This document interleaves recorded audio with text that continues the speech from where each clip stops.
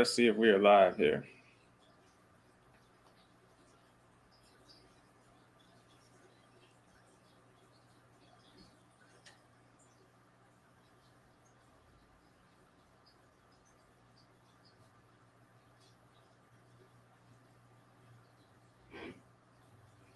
I think that countdown's just for us, Curtis. No, I see it. Where do you see it? On YouTube. I think that countdown's just for us, Curtis. Oh, our audio's our audio's on as well. See it? Oh, okay.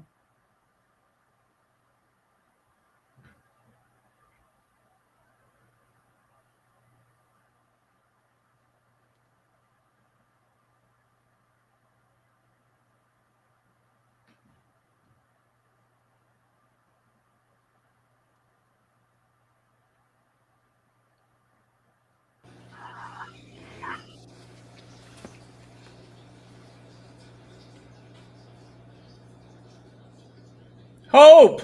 Hey, happy Friday. How are you? Happy Friday. For the first episode of the Aware News Network, and we have already learned the journey of technology because during our countdown, it was us talking.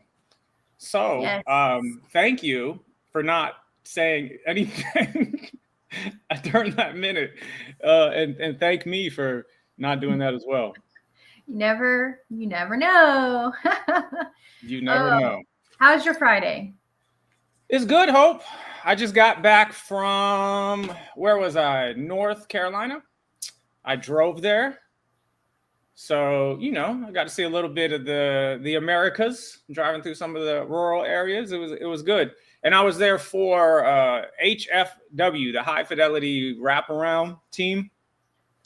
I can go on and on about this model, but it's truly incredible. The really cool thing is that they have youth support workers and family support team workers. And I'm probably not saying the titles correctly, but essentially they employ, so these are paid employees that used to be youth who were in the services that they are now helping other youth who are in those services. So when you talk about instilling empathy, perspective taking into a program's culture, it was just a genius way. And then they also have family team support workers who it was a family member who might have had a relative or their own child that was in this service. So they got to see it from the perspective of a family member, seeing someone in their family, someone they love, engage in these services. They then hired them as paid employees so that they can better connect with the families and understand from their perspective what it looks like. I thought it was just a genius approach. I don't know if you've heard something like that before, Hope. Yeah, I have heard of something similar to that, but I really do think it's a really great idea because essentially what you're doing is you're taking people with that lived experience and then not only helping them financially by putting them to work, but helping the outcomes of the program because those individuals know how to make that connection with other clients just like them. So I'm interested to find out a little bit more about that program as we go. And I think it's a wonderful idea. I think it's a great model that more programs should take under their belt as well. Yeah, so they have another one over on the east side of Florida. That's the National Innovation for Excellence Conference. And I apologize if I'm not saying that correctly, but I'm going there in June. I'm their opening speaker, but it's the same concept. It's actually the program on the east side over in Cocoa trained the one in North Carolina I was just at. So they do have it in Florida. The question I was trying to figure out is why isn't this in more places? Like in our experience, when we ran our programs, I think we called a lot of what we did wraparound, but adding that fidelity piece, I think kind of takes it to that next level. So I'm really interested to hear what are some of the initiatives in Florida that are pushing this model into some of our programs, whether it be the juvenile justice programs, the foster care programs. It definitely was a very smart approach to helping others. So that was really cool. I got to be the keynote. I made a bunch of jokes, Hope. Some people laughed at them. A few did not. And that's okay, Hope. You know how I am. I did upload the first part of that speech to YouTube because I did. Have you heard of boots on the ground? Yes. You did hear that? Yeah, it's a saying. Is it a program as well? So yeah, I heard this. Like the saying is like we got our boots on the ground. We're working. We're we're in it. But apparently, there's also this song. It's a country line dance song, "Boots on the Ground." I can only imagine. So they were doing it at the block party, or they had a block party going up. So I worked into my keynote the phrase "boots on the ground" 3 times, and you wouldn't believe the response, or maybe you would believe the response. So, it was good. I believe humor is important when speaking, Hope. I don't know what your approach is on that. Oh, I love humor. Did you happen to talk about Seal? Oh. So I'm not sure if I'm going to be able to tell this story correctly without the actual image, but Hope, if you're not making bad jokes, then are you really trying? That's kind of like, what are we doing here? Well, the foundation of every good joke starts with a bad one. So wow. I don't know. That was deep, Hope. Yeah. That was deep, Hope. So Hope, we are in the first episode. I need, just like I did. So we did a stream last week where we just tested everything. The only purpose of that one was just to get a feel for, does technology even work? What mistakes can we make in the beginning to try not to make them later? We did not test if we could be heard during the intro part. So now we did that today. That was great. If you want to hear us talking when we did not know we were being listened to, feel free to go back to the beginning of that stream. So we did that, and now here we are, Hope. It's officially live. Absolutely. And if you are listening in, we would love for you to go ahead and put a comment in the chat. Let us know who you are. Let us know where you're listening from. Let us know what platform. And we want to hear from you. And if you don't mind going ahead and whatever platform you're listening on, share it. Share it with your friends. Share it with your network. Because what we're going to be talking about today is a lot of topics about making impact, asking the right questions, and getting to action about some of the things that are truly pivotal in the world around us. Absolutely. And I think, I don't know if this is just a coincidence or not, but that conference in June, I just got an email from them. So let me say the correct terminology here. It is the 2025 National Wrap Around the World Conference, Innovating Communities While Creating Transformation for All. So I'll be speaking at that one, and they will talk a lot about, too, that high fidelity wraparound model. Yeah, Hope, that's why we're here. This is the Aware News Network. What AWARE stands for is asking why and requiring everyone. The reason we're saying requiring everyone is because Hope and I, our background is working in professions that help people. And I don't know, Hope, if you were like this, but when I first got into this field, I thought I could change the world all by myself. I was essentially like, just get out of my way. And if there's anybody listening that worked with me during that time, you knew that, hey, I got someone I need to help. Give me what I need, and then just get out the way, and I'll do it all on my own. But what I realized is, if you're trying to affect change on a large level, it takes a whole list of people. It takes boots on the ground. It takes community agencies. It takes volunteers. It takes our legislators. Like it's a lot of people. It takes a village. Maybe might be the most overused saying in our field, but it's so true. So the point of this Aware News Network is to bring everyone to the table to have this discussion. You don't just have to be in this field or be a case manager to be part of the solution. You can be someone's neighbor. You could be a volunteer at a school. You could work in sales. You can be a young person. We need all these voices. And most importantly, we need everyone to be aware. That's the main thing. Are you aware of what's happening in your community, in your state, in the country, as it relates to these 3 fields? If you're aware, and then you choose, you know what, I just don't have the energy or time to put towards the solutions here, that's okay. I just want, and I just hope that people make decisions that are linked to having a clear awareness or knowledge of what's happening. And again, if you choose then when you learn what's happening to not necessarily put your energy there, we all have to make those decisions every single day, but we don't want to be in the dark, right? So the whole point of this is let's have these conversations as it relates to the areas that help others, juvenile justice, workforce development, and child welfare. Let's ask good questions. Let's bring guests on this show that are experts in these areas. Hope and I are not an expert in workforce development, juvenile justice, or child welfare. Hope is an expert in cats, as you can see. I think she has 42 of them behind you. Is that the correct number? What's the most updated census of the cats there, Hope? I stopped counting after the last batch of rescues. So, but if you are out there and you want to adopt and you're in Florida, I have what you need. So. Hope, look who just joined. Hold on, let me put this on this. This is Deborah Moore. Hey, Deborah, how are you? So Deborah is the one that made me do the boots in the ground keynote speech. Deborah said, you have to do this. It's in the contract. I'm just playing Deborah. But Deborah is incredibly amazing. The passion that she speaks, or the passion she has when she speaks about high fidelity wraparound, is incredible, because it is not an easy model, Hope. It is so intensive. But we did a whole conversation, and I got her on the C.A.P.E Conversation podcast, which we're recording now and release in July.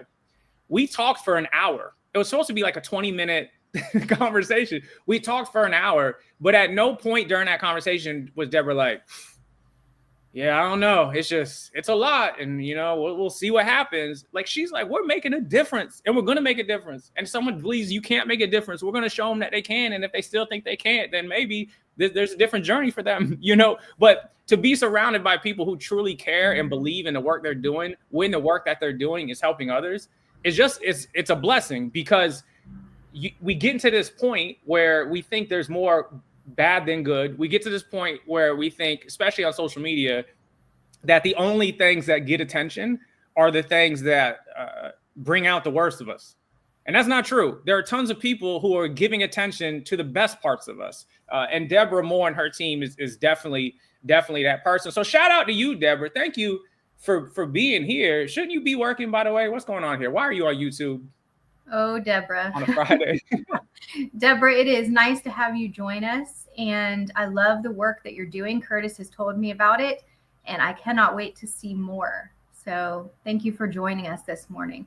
And Curtis, kind of to go back to what you were saying about it takes everyone. I think of when I travel in the airports, there is overhead, they say, if you see something, say something. So as you were talking, I was thinking about that. If you see something, say something. But part of what we're doing is not just about saying something, it's about seeing something, opening our eyes to what's going on, saying something, asking the right questions, and then taking that next step to what can we do to make it better? What can we do to improve? What are the solutions, and what actions can we take? So I love that. And it does take a village. I think it is one of those cliched verbiages that seems to be overused, but underestimated, because it really does take our neighbors and our friends and our community to make everything go better and to make everything work. And we've gotten away from that in society. Yeah, but I do think too, Hope, that sometimes we feel we've gotten further away from that than what is actually true, especially if we spend too much time in the media sphere, right? Because if you just go out, and this was an eye-opening experience for me when I started traveling, whether it be going to New York, Mississippi, California, or Idaho, most of the time what people want is they want to laugh, they want to listen to good music, they want to eat good food, and they want to have a positive impact on people. Now, the level of which they'll commit to doing that, there's one person who's like volunteering at a homeless shelter, or one person who just will smile and open the door for you, right? But even that small gesture is you want to have a positive impact on people. And I think there's more of those people than not. It's just, things can get real muddy when that emotional part of our brain is going haywire because of, the content that we're consuming, which brings us back to the point of this live stream is let's have some good discussions. Let's have some important conversations, but let's also remind people that there are solutions. Just how the universe is balanced, Hope, you cannot have a problem without a solution. It just doesn't work like that. If you got the problem, then just how the universe works is also a solution, because there's always an opposite, right? There's good, there's bad. There's, sad, you're happy. We're on this range where there's always an opposite to what is happening. So if you see a problem, there is a solution. And we won't have all of them, Hope, but we will ask some questions that hopefully will get us there. And again, shout out to Deborah for getting in the comments so early. I see we're up to about 12 viewers right now across our platforms. If I can get some help from my Facebook squad, my LinkedIn squad, and my X squad. I don't think there's anybody on my X squad, so I'm not too concerned with that one. But LinkedIn and Facebook, if you're watching right now, can you just go in the comments for us and tell us where you're at, or say hi, hello, or tell us why you're not working. It's lunchtime. Maybe you're eating. Tell us what you're eating. Just let us know if it's working. Go into LinkedIn, go into Facebook, talk to us, and then we're going to go ahead and get started on some of our topics. And we have some really good topics here, Hope. Curtis, it is lunchtime. That's true. So some people are probably enjoying their lunch and enjoying us. Oh, there he is. This guy. Hey, Marquise. Jolly. I know Marquise. How is Marquise doing? He might be the coolest man in Orlando. I'm telling you, even coming in just throwing a 100 emoji. That would be Marquise. I miss me some Marquise. How you doing, Marquise? Are you still with us? Drop something more than 100. And then we can see what's going on. I appreciate Marquise. Marquise is always in my YouTube comments, posting some really encouraging stuff. Marquise has also had his own adoption journey, adopted some of his kids. So he understands the heart of that topic, so it's always good to have conversations, have him here. I appreciate you, Marquise. Oh, and look who it is. It's the woman who, in fact, does wear a cape. She said it's lunchtime. That's why I'm here. It's lunchtime. Yes. I am glad Sarah Beth is eating, because we do not need a hangry Sarah Beth in the comments. That's not going to help anyone. So Sarah Beth, I appreciate you joining us. Sarah Beth wears a cape at all times. Sarah Beth works for, I'm not sure, can I drop your business? I guess, you know what? You're here on your off hours, Sarah Beth, so I won't volunteer any information unless you want to volunteer it yourself. So no worries. Marquise, hey guys, I'm doing well. I'm proud of you. What? Marquise, I'm proud of you. I'm proud of you for being proud of me. So let's be. We miss you, Marquise. Together. We miss you. Sarah Beth did give me a green light. She said, yes, Sarah Beth works for the Guardian Ad Litem, which is at least a top 2 program in the state of Florida as far as helping young people and helping kids. I love the Guardian Ad Litem program. They're essentially Hope advocates for young people and our most vulnerable population. Sometimes when you're going through that process, not sometimes, all the times, there's so many varying perspectives on what should or should not happen. But the Guardian Ad Litem gets to come in as a neutral party and just look at the child and say, what's in the best interest of this child? And they do incredible work. Sarah Beth does have a cape. Her whole team has a cape. So I appreciate her being here today. So I got in the chat box my Facebook, I got my LinkedIn, I got my YouTube, and again, I don't have my X. I don't think that's going to happen. Maybe Elon Musk will drop a comment for me. Hope, I don't know. You never know. We'll see what happens. Let's talk about topics. You want to talk about the agenda, Hope? Yeah, let's dig in. All right. So we're going to, obviously, with the Aware News Network, we talk about workforce development, we talk about juvenile justice, and we talk about child welfare. We're going to start on the workforce development side. Obviously, the highly discussed topic right now as it relates to workforce development is what's going on in Job Corps. So we're going to talk about that a little bit. We're also going to talk about AmSkills. They're doing some really good things in Pasco. Then our Governor DeSantis just signed in some law for Florida inmates to be able to help their employment when they get released, which I think is a really, really good thing. Then we're going to talk about juvenile justice. There's also a bipartisan bill that was recently passed to try to help our at-risk youth, and most importantly, try to help them not even get in the system in the first place, which is really important. Hope, we're going to talk about some of the great work you're doing in that field as well. And then we'll go to some child welfare and talk about some common sense fixes that might be able to add some value. We'll talk in the comments. We'll have some good conversation and make it happen. Hope, what do you think?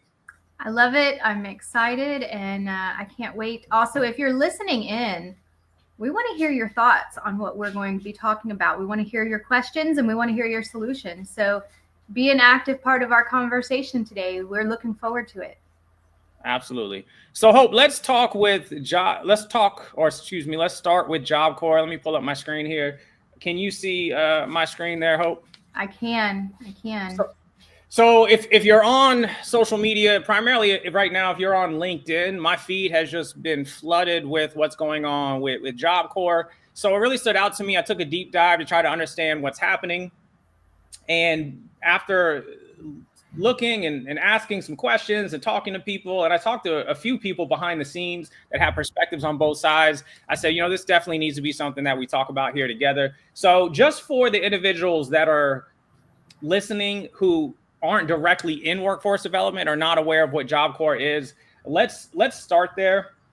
Job Corps is a residential career training facility. So for transparency, Hope, I've been to, I think, 4 to 5 Job Corps sites. And then I've trained upwards of 10 different sites virtually, something around that number. And what happens here is these students, not only are they getting career training, and you see here on your screens, the manufacturing, construction, finance, and business, on site, they're also getting their GED or their high school diploma. On site, they also get housing, and they get access to healthcare, and they get mental health assistance, obviously food, all of this stuff. And the main thing is this is all free to the students. They are open to all different demographics, but it's primarily designed, and you can correct me if I'm wrong in the comments, for those underserved populations, those low socioeconomic areas, potentially young people that are at risk or had some justice involvement from time to time. And essentially what happens is they get to go to this campus, they get to live there. And while they live there, they get career training, so that then when they go back to the community, they're getting high paying jobs, hopefully, and they're contributing to the economy, which helps everybody, right? And I think that's an important thing to remember too, for those individuals who aren't in a helping field. When someone is committing crime or not committing crime, that affects all of us. No matter what neighborhood you're at, what city you're at, that affects our state as a whole, our economy as a whole. It has a rippling effect. So when stuff like this happens, we want to be aware, even if we're not directly involved in it. So that's a little bit overview of what Job Corps does. Thoughts initially on the Job Corps campuses. Have you had a chance, Hope, to visit any of these or work with any of these individuals? So over the course of my career, I have visited a few and probably have trained some, not as extensively as you. I do know it's been around quite a long time, since the early 1960s, and it really is a program that has a lot of success stories that has come out of it. So I know it's something that's impacted lives, and I think what you just said, that when crime happens, it affects us. So whether people are committing crimes or not committing crimes, whether people are getting training or not getting training, getting out into the economy and getting a solid career or not getting a solid career, it does directly impact every one of us. So when I think of Job Corps, I think of those services that help bring a solid, set of training, set of skills to people who may have otherwise not had the opportunity for that same training, skills, and education.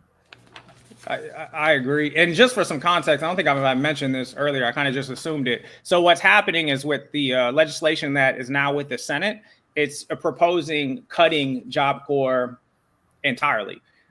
To my knowledge, there isn't a plan to replace it or reform it. It's just cutting the funding completely. And I'll pull up an article on this here shortly. But I did want to share with you, speaking about my experience with Job Corps, here is when I went to the Pinellas County campus over in St. Pete, and I actually attended one of the graduations. And I think this is, hope you know this based on our experience, it's one thing to be aware of resources or positive things people are doing in the community or success stories. It's another thing to go experience it yourself, right? Yep. So this was the first time I've ever been to a graduation. And as soon as I was there sitting, I was thinking, this is freaking incredible. Like to see young people in their cap and gown graduating with a trade. Yep. And not just graduating with a trade, but the pride they had, their expressions. And then the other cool thing is their peers were all sitting in the back just cheering. And it was such an eye-opening experience for me. I was like, what? This is happening in Pinellas County? And for me, I'm born and raised in Pinellas County, Florida. So when I learn that there's a resource or there's people helping others that I didn't know before, I actually initially get like a little annoyed, to be honest with you, because I'm like, why don't I know this? Like, we need to be celebrating this. Like, if you're running a program, if you don't have a team on your program that is actively on social media celebrating your successes, if you're not actively contacting your legislators and sharing them what you're doing, if you're not celebrating these positive outcomes, you are doing yourself a disservice. You have to make people aware of the positives you're having. If not, people just won't know, or they'll find out too late. So I want to share this video real quick. If the audio will work with me, Hope, will you let me know if you hear it? Yeah. I'm excited. So go ahead. Yep, I hear it. Ready? 1, 2, 3.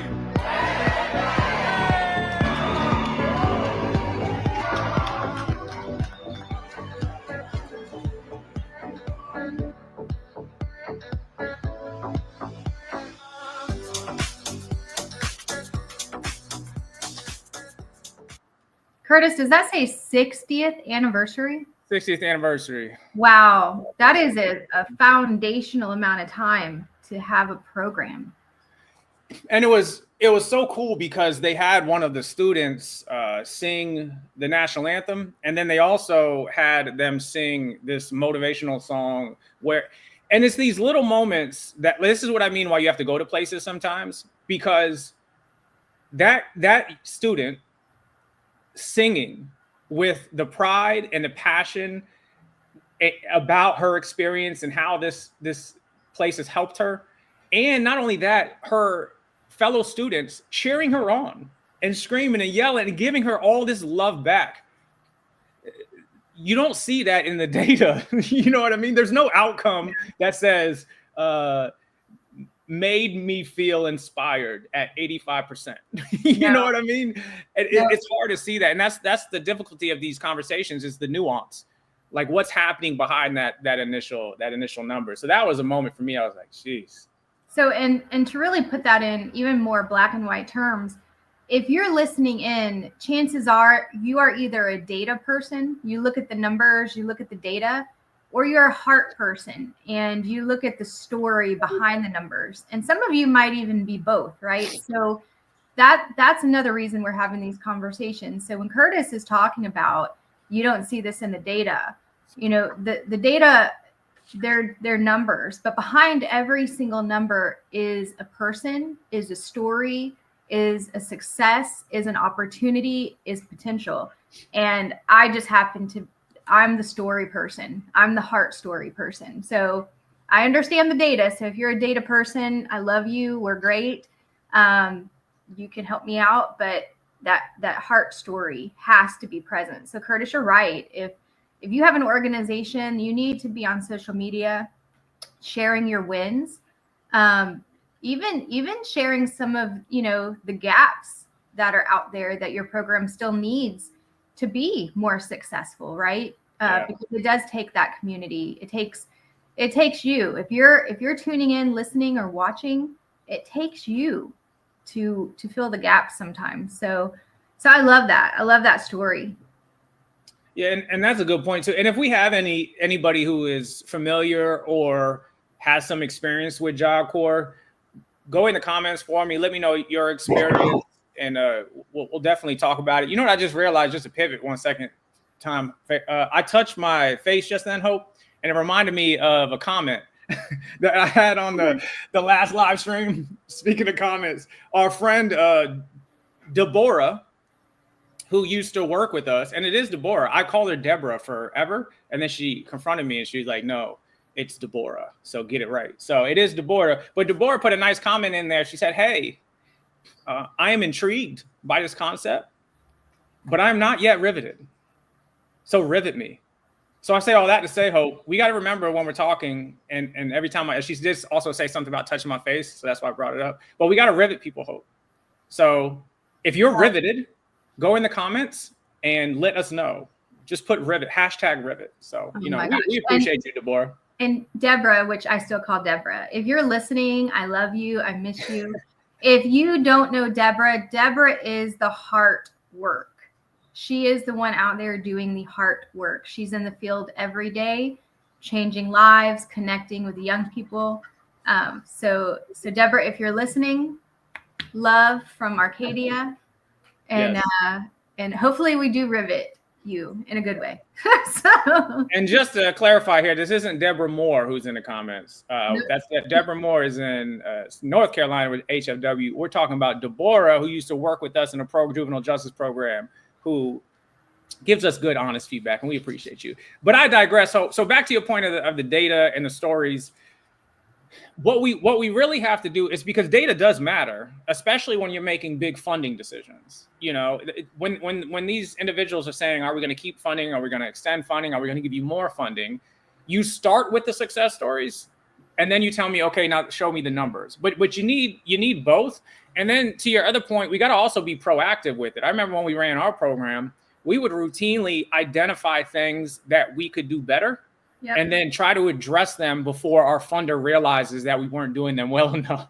I don't want you to come in and tell me that we should have this element to our program. I want you to come and I can tell you, hey, look what we added without you telling us, and trying to be ahead of the curve. But again, there's a lot of moving parts that go into this. So let me, yep.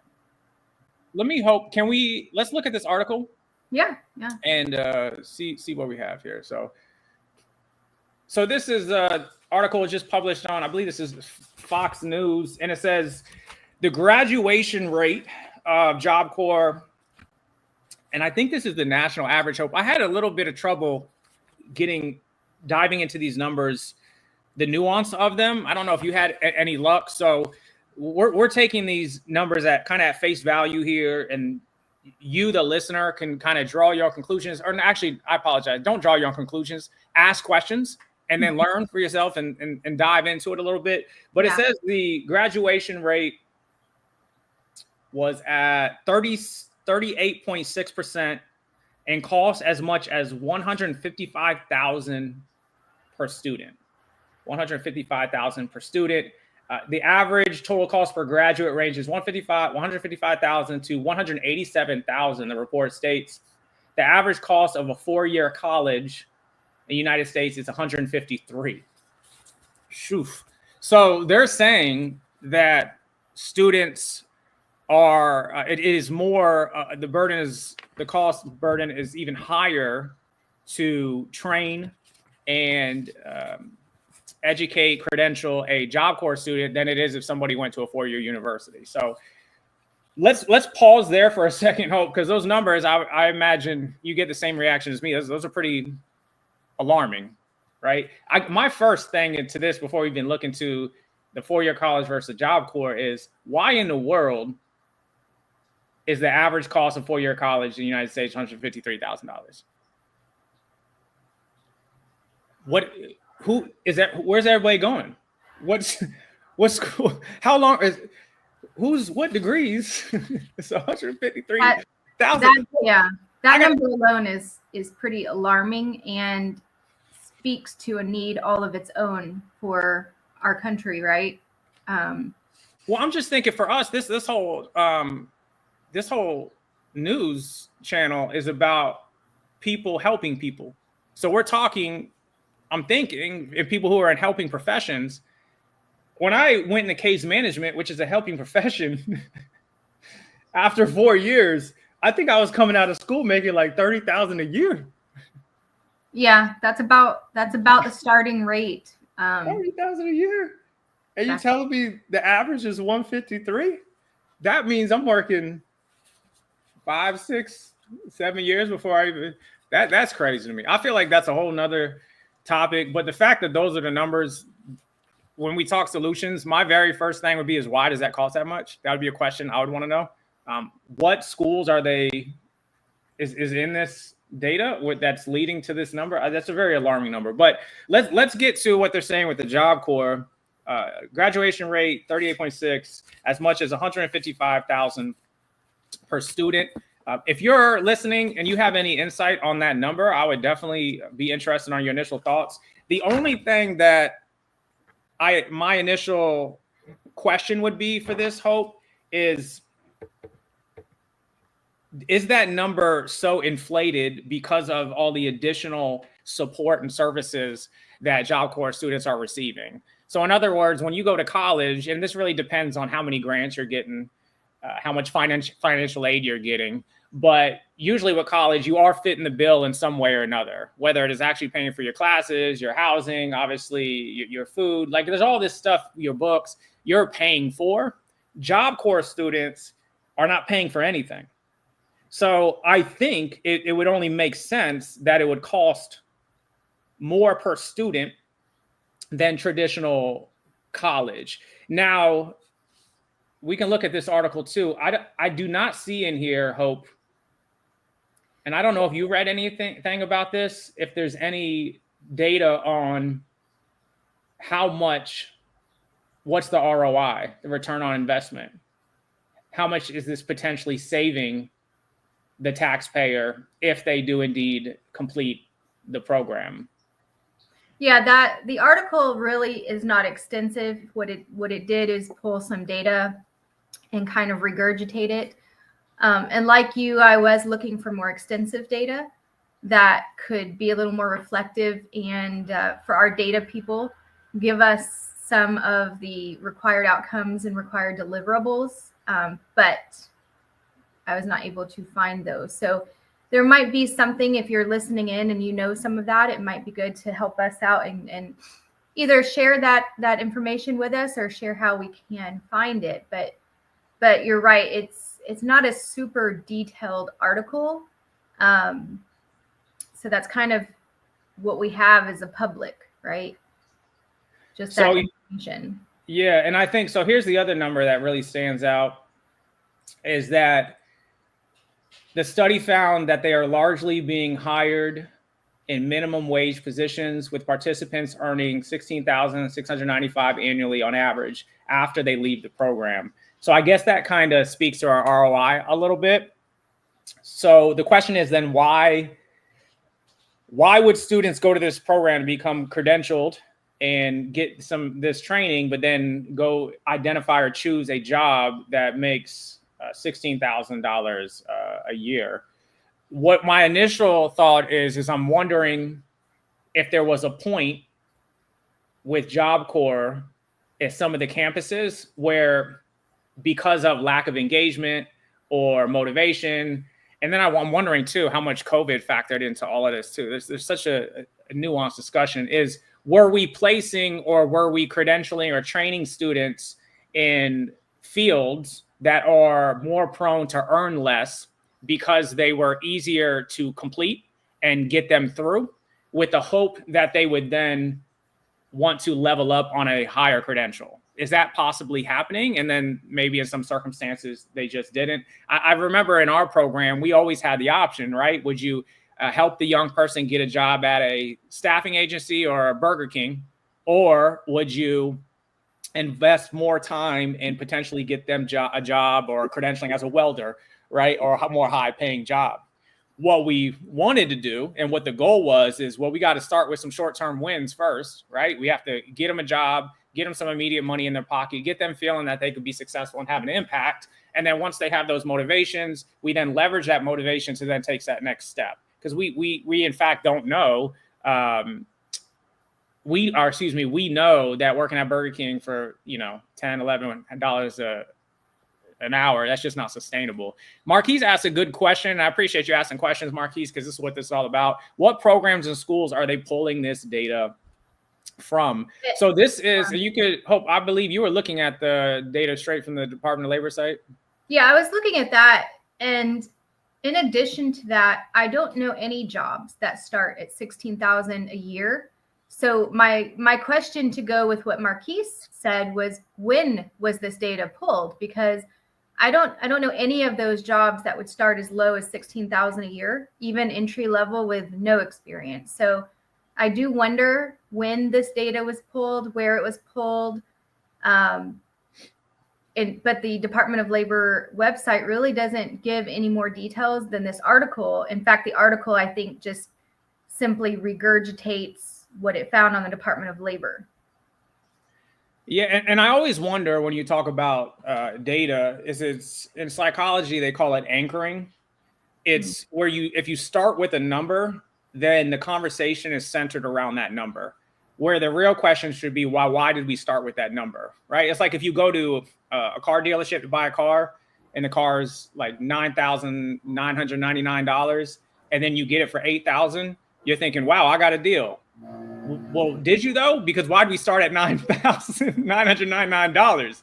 Well, that's the question. So anytime we're seeing these numbers, I'm wondering, well, why is that the starting point? And those are the numbers we're showing. And then if we have to start the discussion from a 38% graduation rate, that's a tall ask for anyone to make an argument of why it should keep going, right? My question is, well, more nuanced. How did we get to that number? What data are we pulling on that number? Who counts for graduation is another question I would have. Is if someone comes in and that didn't have the GED and then they get their GED, are they considered graduating for the program? Or is it because they also didn't get a certain credential? There's all these other factors. There's one other element I wanted to look at this article. So the proponents who are saying, let's go ahead and kind of scrap it and try something new. Obviously, the low graduation they're pointing to. They're also pointing to the cost. And then they're also pointing to the serious incidents filed in 2023. It says 373 instances of inappropriate behavior, acts of violence, breaches of safety or security were reported. 2,702 instances of drug use were reported, and hospital visits as well. So the other argument they're saying for removing Job Corps is it's just not a safe place for students. This one is, I don't know about you, Hope, but this one is kind of a tough one for me because my whole background was with at-risk populations, So like we've been in situations where decisions that were made by young people are not good decisions and they're bad. I mean, we've had young people who are in our programs who might have stole from a staff member, right? And there's been incidents, potentially even fighting. If you ever worked at a residential, by the way, if you had worked at any residential facility that serves the underserved population, unfortunately, there are going to be instances of violence. But the argument here is, hey, they should be there to get education, to learn, and then go back to the economy and contribute to that economy, so that if their focus is elsewhere, that's a problem. And then the question is, okay, what's leading to the problem? Is it a lack of staffing?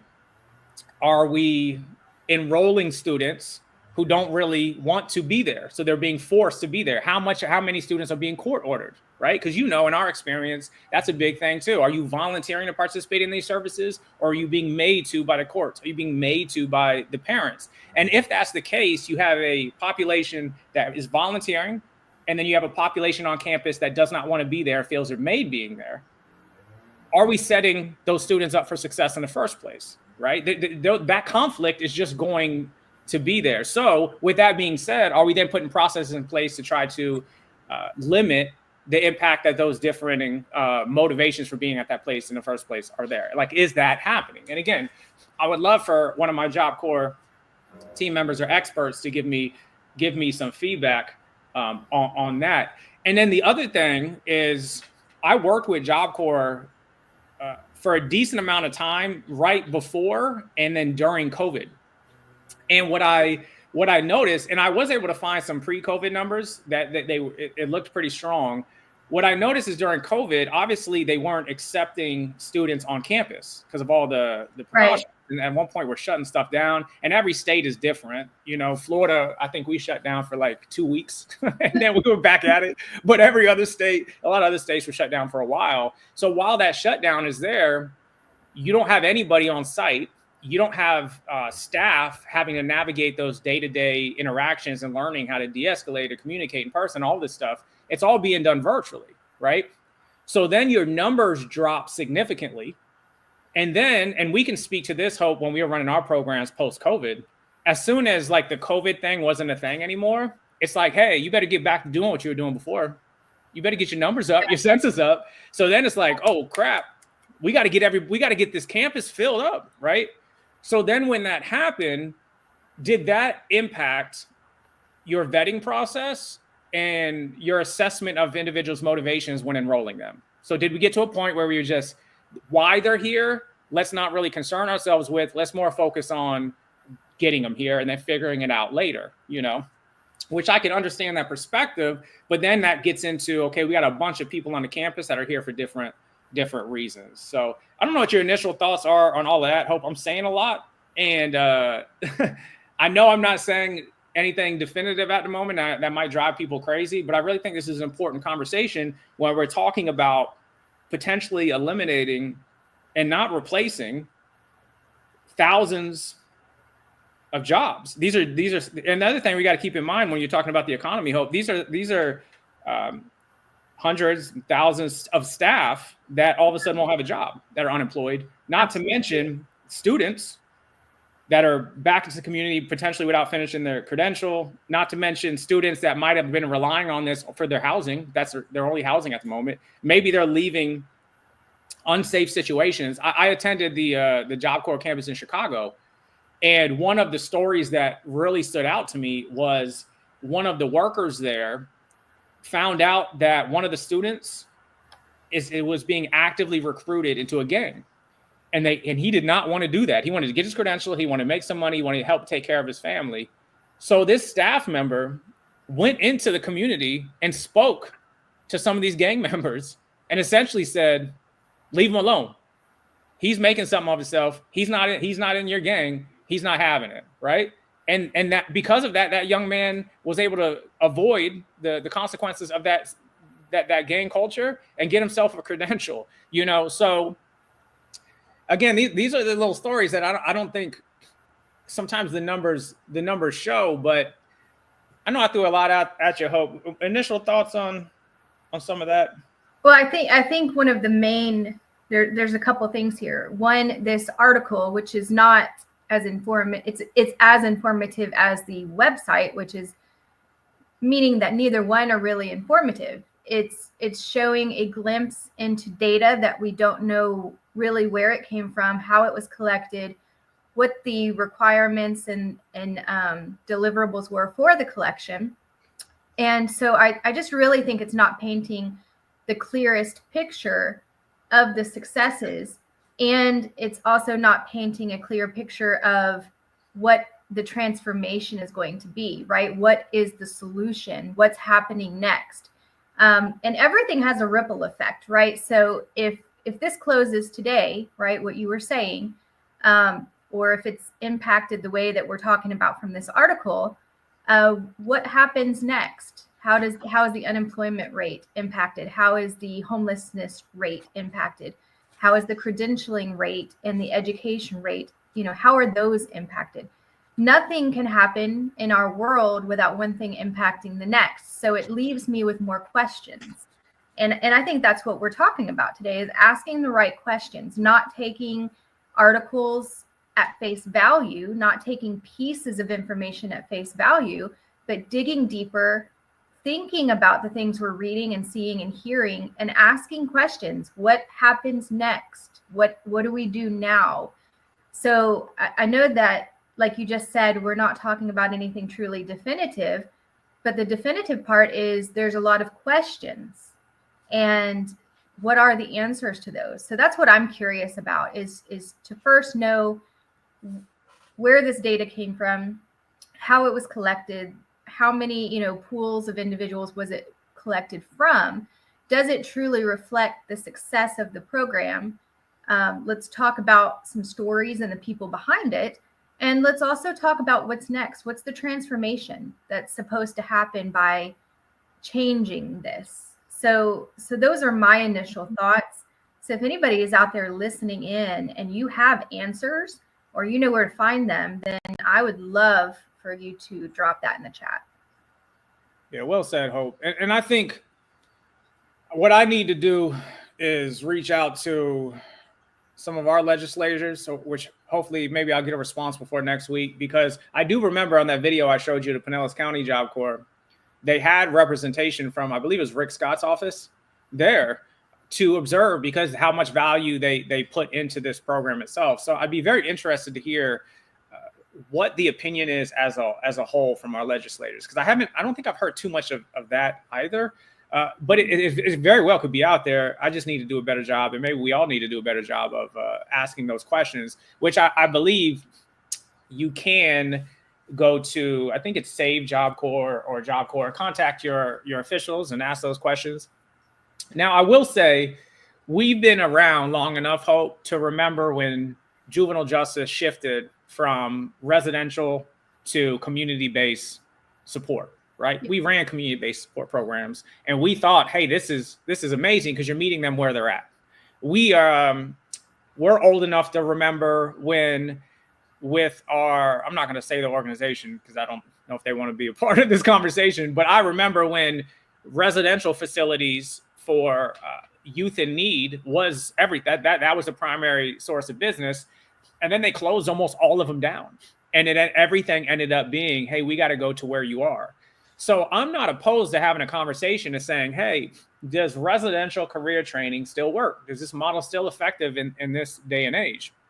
I think the part that I'm having trouble wrapping my brain around is, well, if the funding is taken, what's replacing it? And I haven't heard, I heard some things. I talked to a couple of people. They said, well, some of it's going to be shifted to your local workforce centers and we're going to refer you out.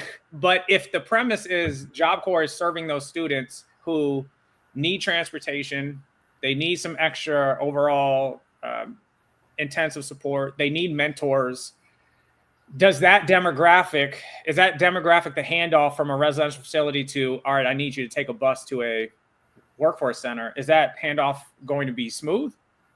Maybe it is. I mean, I don't know. I would just be interested to hear what that is, because even in our program, Hope, we're part of a program where the funding switched, right? The program was over. Yeah. But even in that situation where they took the funding, as soon as it ended, the next one picked up.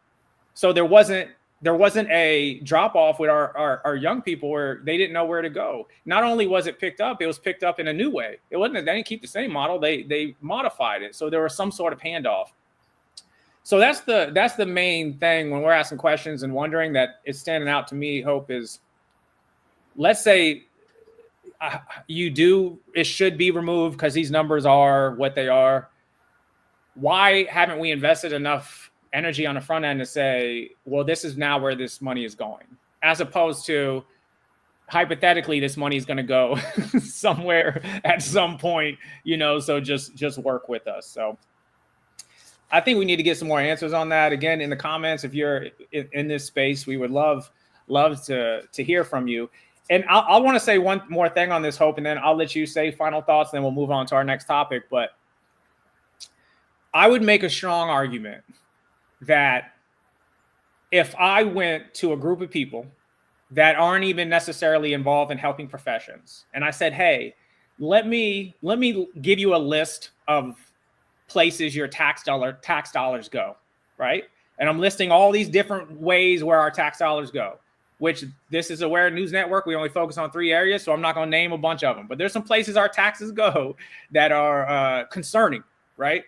If I listed all those places and then I get to, hey, there's this campus that will put in a rural area of your city where young people who might be in a situation where they've had generations of family members that maybe have not graduated or maybe have not got a trade, and they're going to get an opportunity to go live somewhere and get one-on-one technical and career training in a safe place. They're going to be housed. They're going to be fed. They're going to have mentors. The expectations are going to be high. The bar is going to be high, but they're going to be able to educate themselves and become citizens that return back to their communities, that are contributing not only to the economy, but are helping us elevate each other in a productive way. And we're going to put your tax dollars towards this. For that idea, that premise, would you be for? I would be very confident that the majority of people would say, hey, that's a good idea. That makes sense. That's a good idea. I want to help young people. I want to help kids get careers without having to get $150,000 in debt in college. Sure, I love that idea. So I really think the issue is not the idea. I kind of push back a little bit on the idea is bad. I think the idea on its face is good. It's the execution of the idea, right? And I think that's where we gotta dive in a little more. And is this an idea issue, Job Corps bad, or is this are we not running this as efficiently as we can, or are we not focusing on the things we can, or were there other factors that might have caused our numbers to take a dip? And that is the part that I would be asking a lot of questions about myself. And just one more thing before we go on, Hope. I think the other thing that happens when you're dealing with helping professions and services that help people is if we play the game of, well, this service is bad because let me show you this person who takes advantage of it. And then the other person, well, this service is good. Let me show you this success story. If we're just standing on those two opposite ends, no one changes.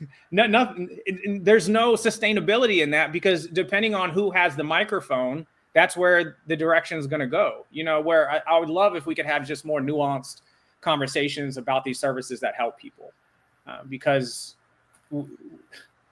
a society where we're not lifting people up or helping people with opportunity, that would be a tough one. That would be a tough one. And again, I'm biased, Hope. I know we've worked in helping professions our whole life, but those would just be my initial thoughts there. Hope, I know I said one more thing and then I kept talking. Your final thoughts on Job Corps before we go on to the next piece? Well, I do think there's a lot of questions that really need to be asked and then also answered. So my final thought, I think, before I could even go to any of those other questions, would be to really hone in on the correct data. Where is the correct data? Because we need to look at that and find the whole picture before we can go anywhere else, right? So that's my main thought is I'd really like to see some more in-depth data, outlines, deliverables, requirements, guidelines, in order to really talk about the other layered topics. Because I do believe Job Corps has such a phenomenal model. I think it's something that you don't create something that's been around since the 1960s, like you showed it. It just celebrated its 60th anniversary, with as many wins and as many successes as it's had, without something that works. So I want to look at the data. I want to see the more in-depth data. And then I think that's going to help us see, okay, now what can we build and make better? What can we change? What can we eliminate? But we have to look at things that are actually there, the way that things are, before we can move on and see what needs to be corrected. Yeah. And in the meantime, while we're doing that, an extension on funding, even if it is for a year, I think just makes a lot of sense. I think that's a good idea. I think if an extension was given, it would give people time to look at the correct data. Yeah, and let's hold people accountable. Let's raise the bar. Let's raise expectations in that year, but let's really be clear and accountable for what we're asking to have happen. What our goals are here, and then are we putting things in place that encourage and set our people up for success to reach those goals and help people? I think an extension on funding would make a lot of sense. So I know there's still a lot to be worked out and a lot more to come. And like with anything, Hope, I'm willing to change my mind. I don't have a definitive stance on the question of are the Job Corps numbers, the data reflecting that it's not working or is working. I don't have enough information to make that decision, but I do think the idea of Job Corps, the premise is a great one. I've seen it in person. I've seen the look on these kids' faces when they graduated. I've seen that it works. So I know it works. The question is, why is it not working as efficient and on the scale we want if that data is true? I think we need to really drill down and find out what that is. And I do hope they get their funding extended if they can, but we'll see. And we'll revisit this topic next week. With that being said, Hope, let's transition here to one more story with workforce development. And anybody that is maybe not on the workforce development side, and you hear that, you're like, what does workforce development mean? What is that? Essentially, that is making sure that the dislocated worker, the unemployed, they have opportunities not only to earn an income, but to earn a livable income and then continue to maximize their earnings through their career and upward mobility with, obviously, because at the face of it, it's the right thing to do. Like, we want to help people earn, especially in America, that is so much built on, capitalism, earning money. We want to help people earn money. But then obviously, when people are earning money, they're not on unemployment. They have more supplemental income to spend into the economy. These are all good things. So workforce development is getting those people jobs, and not only getting those people jobs, but getting them credentials and training where they can earn a really good wage. And you'd be surprised at some of these wages. Hope. Like, it'd be a welder or even a driver. I have a friend that works for UPS, balling. I'm not going to drop his name. He's probably not even listening because he's working. He works a lot, but he's balling, right? Driving for UPS. So there's all these trades, these credentials where you can make a really good wage, and workforce development says, let's help you do that. So I did want to highlight, this article just came across. This is AmSkills. If there's anybody that's familiar with AmSkills or works for AmSkills, if you could let us know in the comments. But this is a really cool facility where they focus primarily on manufacturing. They're training young people on robotics.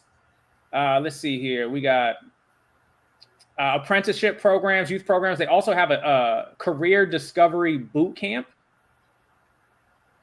Check this out, Hope. 2-week boot camp where they get to have multiple hands-on projects. They try a bunch of different trades to kind of give them a feel of, hey, what excites me? What motivates me? What can I be good at? To give them that aha moment, like, hey, I can earn a career here. I think that's pretty cool. So they just got a new location over in Pasco County, and they've been getting a lot of positive press recently. So I wanted to show them some love as well. So like the difference from this model from Job Corps is obviously they're not living there. They're visiting this site, but they're also helping them in manufacturing. And I don't want to go backwards a little bit, but that's the other thing I'm wondering is, did the trades and the credentials that were being given at Job Corps, were they keeping up with the times of where we're going as it relates to, robotics or automation or AI? Like, were they giving them credentials that matched the direction of where we were heading in our job market? I think would be a really good one too, because if not, you can train them, but there's not going to be as many jobs there. But AmSkills looks like they're really focusing on not where we're at, but where we're going. So this is a little selfish of me because this is in Pinellas, Pasco area where I'm at. So anytime they get some positive love and positive press, I wanted to pay it forward and keep it moving as well. You have any experience in the AmSkills side, Hope? No, but I absolutely love if you could scroll back up to the top. I love where it says, I don't know if this is the page. Yeah, recruit, train, sustain. So it's not talking about, the goal here is not just to create a program to create a program. Let's recruit, let's train, and let's sustain. Not just the people, but the economy. There is a deeper goal here, and I like that. And I love the fact that they're doing boot camps.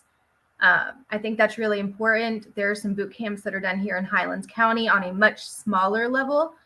And what it does is it really takes young people who have never thought outside of their elementary, middle, and high school They've never thought about doing anything other than language arts, right? Math.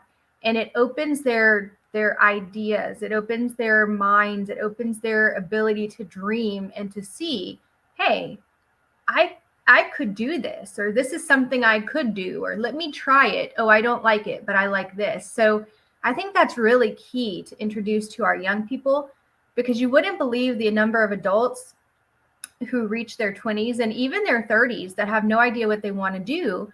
But that's because some of these programs were not around at that time. So having boot camps, doing training, introducing young people to new and innovative things, I think it's something that we should have been doing to really I think it's empowering. It's empowering, and I also think it's what's going to impact our economy. So I think it's phenomenal, and I'd like to see more of it. I think I want to go take a tour of this facility. Yeah, I need to reach out to AmSkills, and maybe we can get someone on there on here to talk more about it, because it looks like they're trying to get into the schools too, which I love that approach. Because then again, you're meeting them where they're at. You get a captive audience, and your point of exposing them to everything that they have available to them. It reminds me when we worked in transition, especially with the high risk population, when you would ask them, hey, where do you want to work or what job you want to do? You remember it was always like two answers, because they always just heard this, it was, healthcare or welding, because someone told them that, or they knew someone, but they had no idea. There's this whole menu of options. And when you're talking about sustainability, the person has to be bought in to the direction they're going, or eventually they'll hit adversity on that journey and they'll just throw their hands up. So the ability to show people, or show young people and adults, hey, look at these 10 different professions where you can earn a great income. Let's try it together. It kind of also reminds me, and it's a little off topic, but when I would transport young people, and this was in the C.A.P.E area, and we would just drive them down to Clearwater Beach to do a beach cleanup. As soon as we got over that bridge, they were like mind blown. Yeah. Like, what? Like, this looks like Miami. Like, they were mind blown. And what was so crazy to me is it's like 20 minutes away. Why are we so astonished that there's opportunity 20 minutes away? You know what I mean? So I think we definitely need to do a better job of, we're not going to rush you into this particular area because this is where our funding is, which that happens too. You know, we have this amount of dollars to get this specific credential, so get everybody in this one. It's a little counterproductive when we're talking about sustainability for sure. But definitely props to AmSkills. I'm glad they're getting some love. We need to get somebody. I actually have somebody in my neighborhood that used to work for AmSkills. But, you know, getting your neighbors on your live stream seems a little bit too close to home. So, you know. I don't know. Go over with a apple pie. Oh, no, he's phenomenal. I'm sure he'd be down for it, but, you know. All right, let's talk about the next thing, Hope. This is something that is really cool. Governor DeSantis just passed this law. And just for some context for our listeners, when we bring up politics and we bring up politicians, we are not interested in having an ideological debate with you, either in person or in the comments. There are so many opportunities for you to do that on social media that you go ahead and get your rocks off on that. That's not what this is about.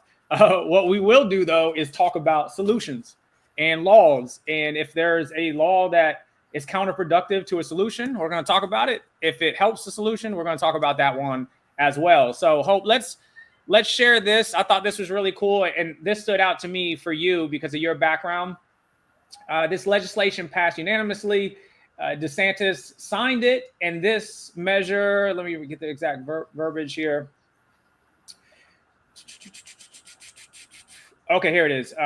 It guarantees that career and technical education credits people earn in prison can now count towards their professional licensure after release. So essentially, when they get home, they're not having to start from scratch, start from zero. They hit the ground running, so they're closer to getting these credentials. So again, they can work and they can contribute to the economy. They can support themselves and families. They can buy things, which helps everybody, right? So I props to the governor for getting this signed and everyone else who, I believe this was a bipartisan bill, who made this happen. Hope, this stood out to me for you because of your experience working in corrections. You want to tell us a little bit about what you do and then your thoughts on this recently signed bill? Yeah, so one of the things that I do, I actually am the founder of Cultivating Hope Training and Consulting. So I travel around the United States and I train agencies from workforce, corrections, reentry, social services, any kind of social work. I train primarily in trauma-informed care and resiliency. As a part of that, I also go into prisons, and then I work with organizations that go into prisons to give my curriculum, which is Beyond the Barbed Wire, which is to really cultivate resiliency and character within those individuals who are going to be returning citizens, so that when they come back to the community, that they have been developing those resiliency skills. They have been developing those characteristics that help them overcome adversity and challenges. So when I look at this bill, being on the inside of the prisons and being on the inside of the organizations that work with returning citizens, I think it's phenomenal. And if you're out there listening and you don't know anything about reentry or corrections beyond the barbed wire, I think it'd be good to really dive in a little bit, because each of our individuals in corrections, justice impacted, when they go into their facilities, unless they have a life sentence, and then even sometimes when they do, they're coming back to the community. They might be in your community or a neighboring community, but they're coming back. It is important, it is key that they have skills to make them ready, and not just one skill. So I think when I look at this bill and I think of skills that are going to help these individuals get a job, keep a job, maintain a job, it's going to eliminate some of those risk factors. It's not the only answer, but it is a solid answer. It is a big answer to eliminate some of those risk factors, to reduce recidivism, and to increase success for those justice impacted individuals. And Curtis, you said earlier when we were talking that whether somebody commits a crime or does not commit a crime, it affects us. So when we are releasing justice impacted individuals back into the community, the more tools, the more support, the more education and understanding that we can wrap around them, the more successful they're going to be. So in essence, the more successful our communities are going to be, and the more safe our neighborhoods are going to be, because with those skills, they can come back and be a contributing member of society with those risk factors being removed, and then those generations that come from them to continue with higher levels of protective factors. So I think it's phenomenal. It's one of those things to where it's not all of the answers, but it is one of the biggest answers, because poverty is a huge risk factor. Yeah, absolutely. And I like this part of the article too. It says, although research on the direct relationship between vocational education and reduced recidivism is mixed. And for those that might not be in the helping profession, that's essentially they reoffend after release is mixed. Experts agree that stable, skilled employment offers stronger protection against reoffending than low-wage survival jobs. Absolutely. And that's what we're talking about too. And this is why anytime you're in the helping profession and you're giving money to helping programs or agencies, you can really, like I said earlier, take whatever stance you want, if it's working or not, based off this person's taking advantage of it, this person isn't. But what I really think we're trying to do, Hope, and you can tell me if you disagree with this, is we're really just trying to increase probabilities that people will succeed. Yes. We understand there isn't just one program or one campus or one service that guarantees someone is going to succeed, because a lot of these programs are serving people who's experienced at very young age trauma, poverty, failures, limited education. You know, there's a lot of different factors that go involved. And ultimately, even if somebody had no risk factors at all, they still get to decide if they're going to do the things that lead to their success. They get to make that decision. No program can make that decision for them. You know what I mean? So we have to really say, does this service we're providing, this program we're providing, this policy that we're signing, can it positively impact the probability that this person will be successful? And I know that can be a tough thing for some people who aren't directly connected to the helping profession. Because you're like, why am I putting my money there when I empathize with that for sure. Because there's certain areas that my tax dollars go to that I don't understand at all. I remember when I first got my check and I looked at my pay stub and I'm like, what is happening here? Why is this going? This is nonsense, right? Without having any real context behind that. But what we're really trying to do is, I love that. I love that line so much, is, stronger protection against reoffending versus low wage survival jobs. And again, I think when we're talking about common ground and working towards solutions, everyone can agree you working minimum wage or a little bit above minimum wage is not sustainable.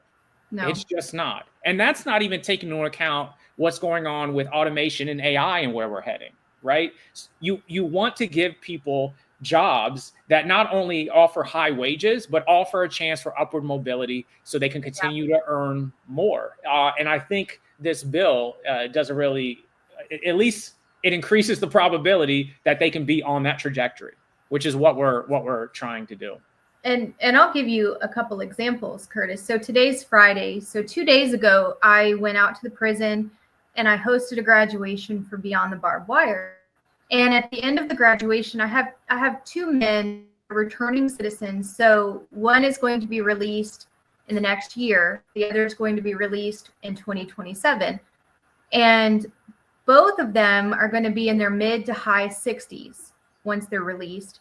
One has been he'll be in 15 years, which is a good amount of time to be away from the workforce. The other has been in since he was a teenager of 15 or 16 years old. So both of them asked, Miss Hope, what am I going to do when I go home? How am I going to take care of myself? And so they are concerned. They're worried.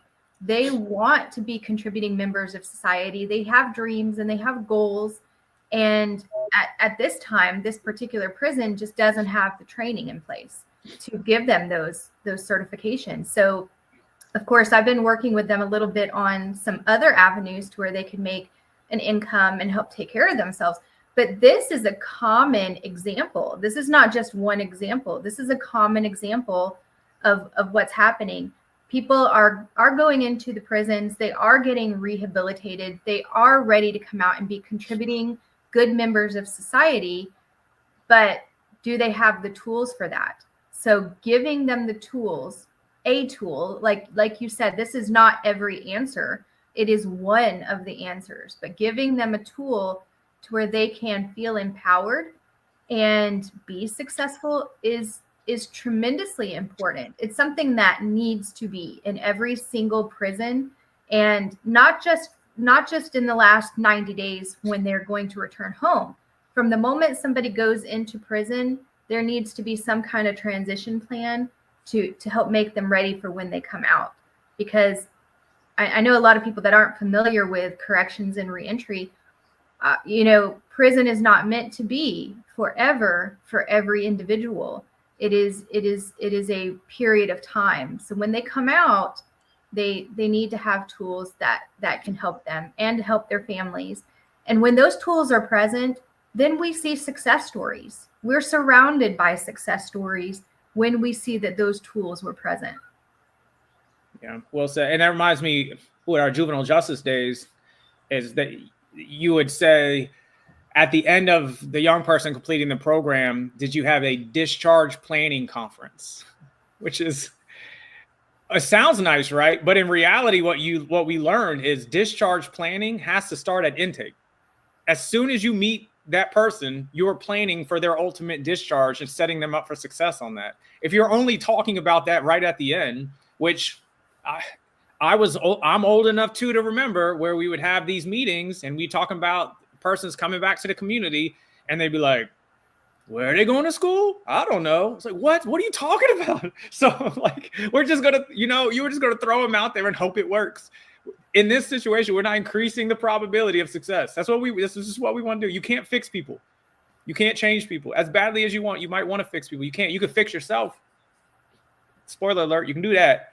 You can change yourself, but you can't fix or change somebody else. But you can absolutely provide support services that increase the probability that they can make something of themselves and then of their family and then feel good about themselves, and that's what these programs are doing. And with that note, Hope, if we can transition to one of our passion topics here on the juvenile justice side, that's why I kept sending Hope agenda after agenda, because stuff just kept happening. There's so much going on right now. And I've seen we've had a consistent attendance during this whole hour and 20 minutes. Can you believe we're at an hour and 20 minutes, Hope? By the way, special shout out to Hope, because she's only here because of last week. I said, hey, all I want you to do is log on with me so I can test to see if this works.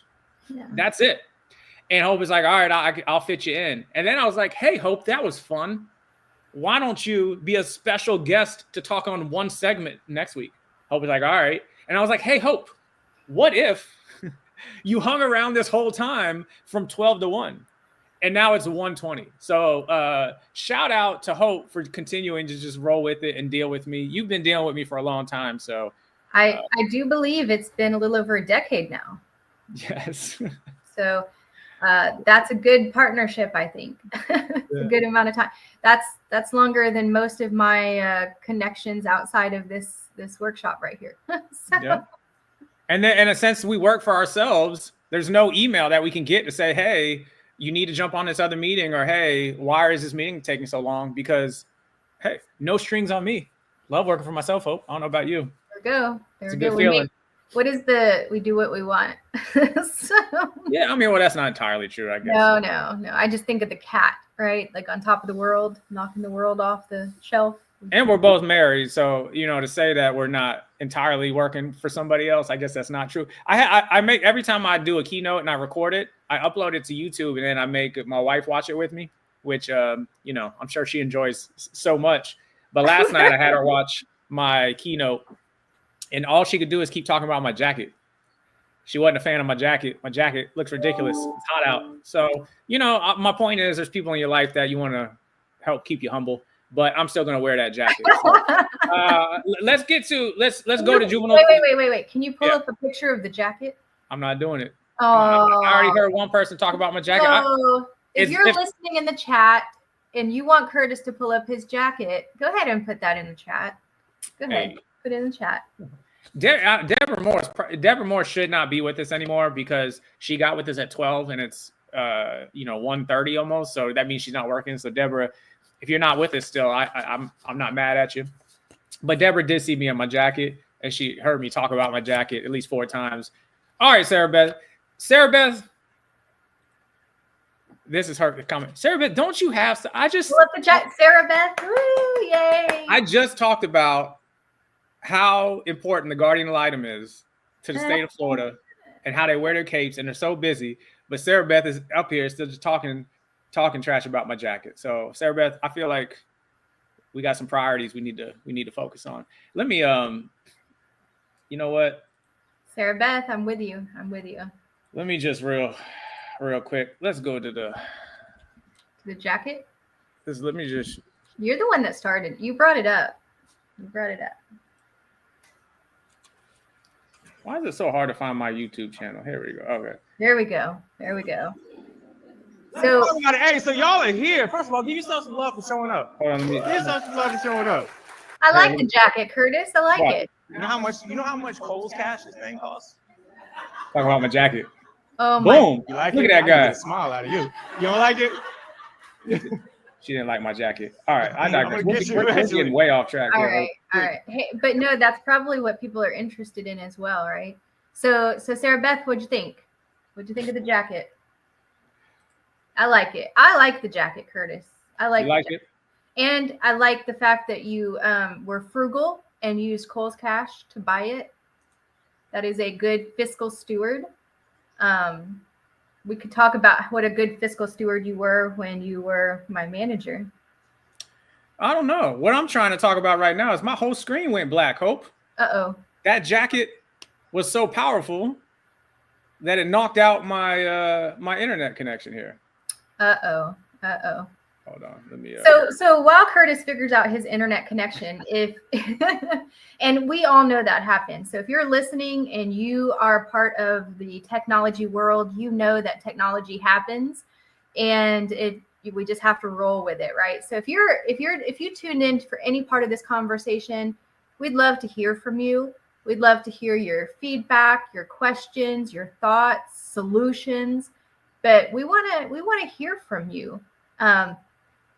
And it's important. The things that we're talking about, I know we're chatting. I know they may seem kind of one of those things that if you're just scrolling on social media and you see an article, you might quickly glimpse at it and then keep going.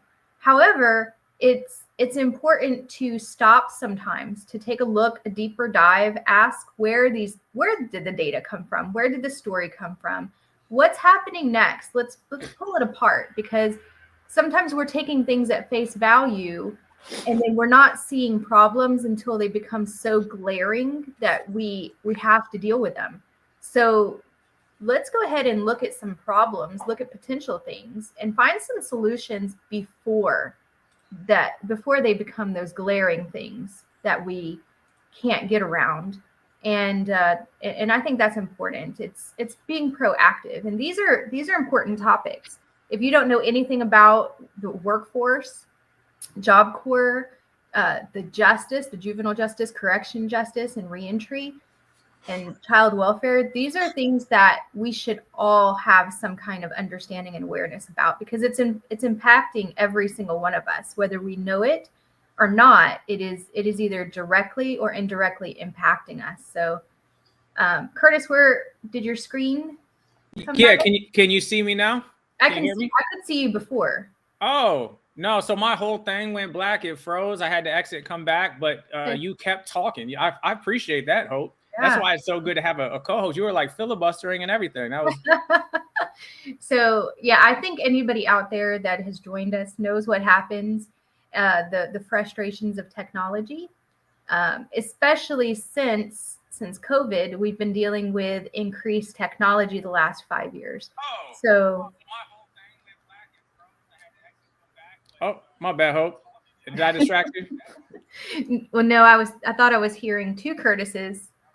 And you are here too, Curtis. I'm used to one Curtis. I don't know. So who is with us? Who's out there listening? Who's anybody? Oh, Sarah Beth did see the jacket. The jacket suits him. I don't know see, Sarah Beth, I like the jacket. I don't know what that's supposed to mean. I don't like the way Sarah Beth put that in the comments. I feel like there's a I like the jacket. I like the fact that you use Kohl's Cash to get it. I am all about saving $1. Unless I'm having to stay somewhere called the Lion's Inn. Marquise, you already know. Pull it up. Yes, Marquise. Marquise is another one. Marquise, don't you have work to do? What are you still doing on here? All right, Hope.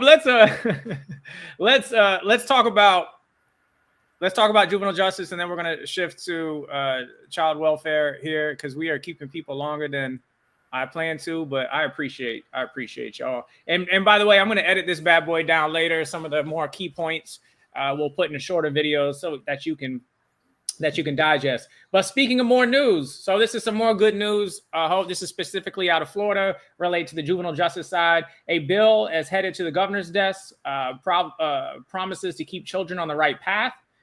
Florida lawmakers passed legislation that prioritizes early intervention, ensuring at-risk youth receive the support that they need. This bill aims to improve agency coordination with a focus on promoting education, strengthening families, and preventing youth from being involved in criminal behavior.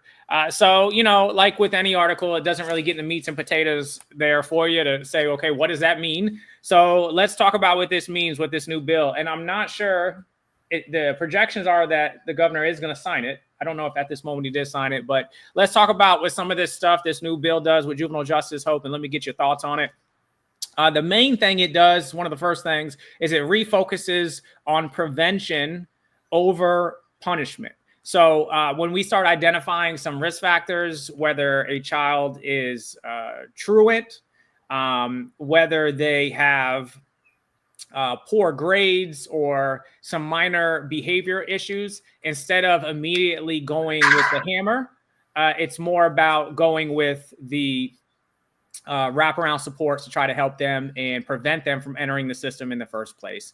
So one example of that is they're going to put some new limits on secure detentions, whereas previously, let's say a young person has a issue of truancy and they catch them, and they say officers catch them outside of school and they should be in school. Instead of that young person potentially going to secure detention for a prolonged period of time, this law now limits how long they can be in detention for what they call status offenses, which a status offense would be like truancy or running away. With the idea here is let's not just give you a sentence or a punishment for this behavior. Let's find out if there are some underlying factors or some supports that can help this behavior, with the idea of we know that if we can keep you out of the justice system, that's better for everybody. Because as you know, once you get in it, there tends to be a little bit of a cycle there where you can end up staying in it for a long time. So initial thoughts on those two elements, focusing on prevention over punishment, and then some limits on those secure detention stays. Well, I think that we can all agree, or anybody with a history and understanding. I've been in juvenile justice now, April, I believe, made 24 years. So that's quite a long time. And I've always thought that prevention trumps intervention. Now, we do need intervention. There are several stages that we can help people. One of those is intervention. But if we can reach people before the problem happens and prevent the problem, then that is key. So I really like that. That is something that I think goes beyond putting a Band-Aid on something. It goes to the front end to identify some of these factors, to identify the youth that need problems, to identify the gaps. Sometimes these young people that enter into the juvenile justice system, a lot of times, not just sometimes, a lot of times they are entering into the justice system because of a gap that was in place, because of some kind of support or service that was not there. It was not provided at the front end. Therefore, because there was a gap, they ended up entering into the juvenile justice system. And many times, once a young person enters into the juvenile justice system, not every time, but sometimes, that can lead to the adult justice system. So if we can hit stuff on the front end and change lives there, and I would say save lives, we're not just touching that one life. We're touching every single life that life touches. So I think it's phenomenal. And I'd like to see how it plays out. I'd like to see more details on it. And those are my initial thoughts on it. I think it's a really great idea. And I just want to know more about how it's going to roll out, how it's going to be implemented, what type of programming is going to be developed, what kind of follow through. And then, of course, we all like the word fidelity. What kind of fidelity measures are going to be put in place to make sure that we're not just checking boxes, because checking boxes is powerless. Let's make sure that we are getting the job done, but also empowering our young people while we are preventing these measures. So that's what I have to say about it, Curtis. I think it's a great bill, and I'd actually like to be part of that in some capacity. Yeah, same here. I think it's definitely a good start, and this is a good example too when we're talking solutions. Is this really seems like a common sense solution, which is a great idea, and now it's about the execution of it. There are a couple other things in this bill I think are very good. They have another element of it where contempt of court rules are tightened. So kids that are found in contempt for skipping court, they can't be detained indefinitely. So we know this is a big thing, right? Because there's a lot of factors that can go into missing your court date, whether it's communication, not being communicated timely or effectively from whoever's involved in that case. It could be a transportation issue. It could be life gets in the way issue. Like there's a lot of things. So what this bill does is now kids can't just, oh, you missed court, go put out a warrant. They're going to be held indefinitely. There's clear limits to due process protections. Another really important element of this is it says courts must coordinate with DCF, DJJ, and the Agency for Persons with Disabilities when making placements. So they're essentially mandating communication and coordination and collaboration, which it's tough that we have to say you better do this when it comes to collaboration, because you would think that would be something that we'd want to do. But I'm glad we are doing it, because Florida especially tends to be very resource rich, yet have trouble communicating amongst each other and bridging the gap on how our services connect to your services. So I definitely think that's an area we can work on. And I do want to give a shout out to reading a little bit more about this. The representatives worked alongside the Department of Juvenile Justice to get this bill done. They worked with them all the way up until the end, which is a really good sign that DJJ is on the forefront of saying, hey, we need to do these things to try to prevent kids from getting in our system, right? So I'm loving that. And then it redefines how families can access voluntary family services. So there's more of an emphasis on family involvement with this bill as well, in addition to some early truancy intervention. So virtual meetings, in-person meetings with parents when they start noticing a pattern of missing school, which is being proactive instead of reactive, especially with our population, is just so important. Now, what I hope, as someone who's a son of a teacher, is that we create space or positions or additional supports in the school that they can do this effectively, right? Because I know teachers want to know why their kids aren't there and want their kids to be in school. So I don't think it's a want-to thing. It's, do they have the resources to do that? So I'm hoping that we'll also couple these new expectations with those resources to allow them to be successful in this. But overall, I feel like this bill is a pretty positive sign. Hope, any final thoughts on this before we move on to the last part? No, I think it adds levels of accountability, not just to the young people, but also to the family, to the programs. We do have a lot of resources in Florida, but a lot of resources don't know about the other resources that are out there. So making that communication necessary is going to be another element that fills the gap. And I don't just believe, I know that that's going to make a difference. So I think this is a positive move forward in not just reducing recidivism for young people, but reducing young people ever entering the justice system in general. And my last thought on that is getting families involved and doing, engaging families. I don't know the data, but let's just say it's 90% of young people that do gear toward the justice system. A lot of times the families need some resources. They need some support. It starts there. And if the families can be supported in some way to be empowered, then that's also going to help on the front end, which is going to reduce recidivism and incarceration in general on the back end. In fact, Curtis, I don't know, you probably know this, but one of the most determining factors when prisons are being built is they take a look at reading levels for third grade. And if reading levels are low, that is how states determine how many prisons they're going to build by the time that those third graders get to the age of incarceration.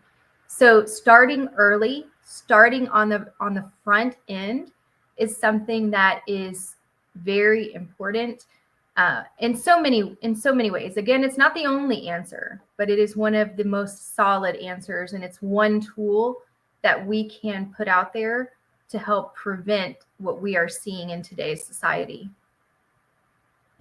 Yeah, and I just love when law is passed or legislation is passed that helps people help people better. Yes. Obviously you want these programs and these agencies to take initiative and do these things, but when they have laws to lean on, I think that can go a long way. So props to Florida for passing some really good legislation in the spirit of helping others. Goes a long way. Okay, Hope, let's talk about our last part of the C.A.P.E conversations, the Aware News Network, and that is child welfare. So I do not have a lot of updates on new legislations or laws related to child welfare. There are some stories going around right now in the foster care system that, to be quite frank, are not positive, that are extremely concerning as it relates to child endangerment and our most vulnerable population. I do not want to share those stories here because I believe that won't necessarily take us to a conversation of solutions. But I do want to say that when you were talking about the foster care system and youth that have been placed or removed from their biological families, there is no circumstance or no excuse to why we would remove a child from an unsafe situation and then put them in another situation that's unsafe. This is the most vulnerable population we have. These are children that are experiencing trauma at such a young age. We have to do everything in our abilities and that what we have to make sure that wherever this child is placed, it is the best position for them to set them up for safety, not only physical safety, but psychological safety as well. So when I read some of these stories, Hope, it really just, it breaks my heart. I'm going to do my best to find out some legislation and laws that might be coming down the pipeline that can support some of that. But in the spirit of solutions, I did want to talk about 2 solutions I have and get your thoughts on these. I actually made a video on them, and let me see if I can just, I'm not going to play it because that froze me last time, but I do want to see if I can. So right here on the C.A.P.E Conversations channel where you're watching this live stream, if you're watching it via YouTube, just did a video called 2 fixes for the foster care system that could actually work. I encourage you, if you have any interest in learning how to create solutions for the foster care system, that you watch it, and not watch it just so you can watch my video, but I'd be very interested to hear your thoughts and your opinions on if these solutions can work, if they need to be fleshed out, or if they're just bad ideas. So I'm okay with having that conversation as well. So let me throw these 2 ideas by you, Hope, and get your initial opinions.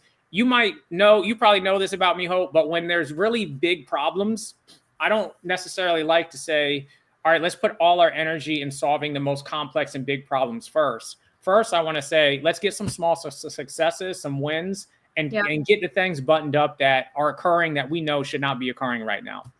So I have 2 potential solutions that I made this video about. Let me get your thought on it. The first one is evidence-based mandatory interpersonal communication training that focuses on conflict resolution and strategic empathy for anyone that is either going to foster kids or adopt kids that are in the system. And this training should not only focus on how do we communicate with our children and how does the way we communicate impact others, but this also needs to be about how do we communicate with professionals in the system. How are you communicating with your caseworker? How are you communicating with the guardian ad litem? How are you communicating with these people who are in a very difficult situation, overwhelming caseloads, a lot of turnover at times? Are you communicating in a way that helps you get to your goal and, more importantly, puts the kid in the best position to get what they need? Or are we just communicating because we feel or we're upset or we want one thing? Are we just communicating impulsively through emotions? Can we communicate with strategic empathy, with grace, with patience, with emotional intelligence? I think, and it sounds like such a simple thing, right? Like, let's improve our communication. But I'd like to think in relationships, Hope, if we think about our personal ones, our professional ones, a lot of the issues we have, it can almost always be rooted back to some issue with communication, how we communicated something, how we felt when someone communicated something with us, if we misheard something, right? So I think the very first, very easy, simple solution is put an emphasis on interpersonal communication, specifically as it relates to strategic empathy and conflict resolution. And shout out to the city of Tallahassee. They actually have this mandate with their staff. And I go up to Tallahassee once in a while to give them this training. But foster care parents, I know when you're a foster parent, you already have so much on your plate, and to the goodness of your heart, you want to help kids, and that should be celebrated. And we could not have this system without foster parents. So I don't want to say adding this is like, hey, here's some more on already a full plate. The idea is that this training will help alleviate some of the plate that you have and reduce problems, so you're not constantly putting out fires. So that's my first thought there, Hope, is the mandated training. If you want to adopt, you got to have this on the front end. If you want to foster, you have to have this on the front end. And then this training should not only be tailored to communicating with children, but also with everyone that's in that child's orbit, whether it be caseworkers, volunteers, guardian ad litems, adoption workers, that you should have this training geared on how do you communicate with them, and not only in person but virtually, on the phone, email. How are you communicating with them via email? Like, all these things matter, and I think it could help us work a little bit more efficiently and work together better. So your initial thoughts? I love it. And if, as a trauma trainer, I train trauma resiliency, and then I also train conflict resolution. So 90% of the time, conflict arises from what you just said a few minutes earlier, is the lack of communication or inappropriate communication, poor communication. Communication is really the key of how most conflict arises. And when conflict arises, you know, like you just said, you have some caseworkers who have heavy caseloads and they're in a high stress job. So to add conflict on top of that is increasing their stress. You are adding conflict to the life of the child that is already in a traumatic situation. So, and then in addition to that, it's adding conflict to the adoptive parents and to the foster parents.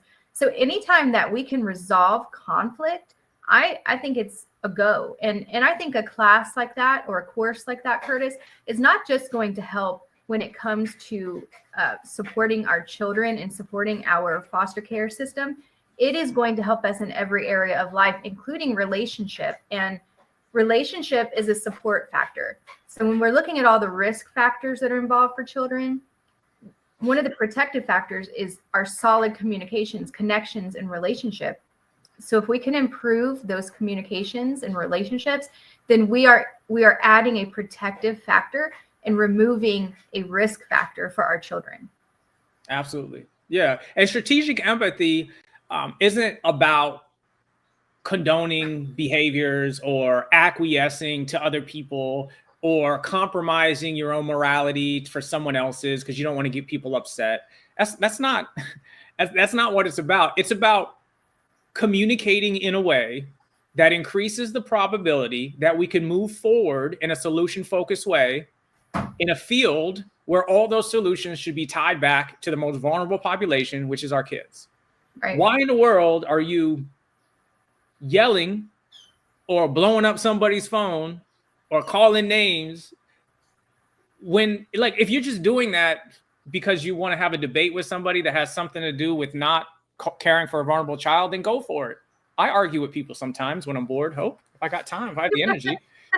But when the ultimate goal is taking care of a child, we got to make better decisions there. So I'm not saying this training will solve everything, and we'll still make mistakes. I make mistakes all the time in communicating, but at least we'll have a foundation where we can get back on track when we get off track.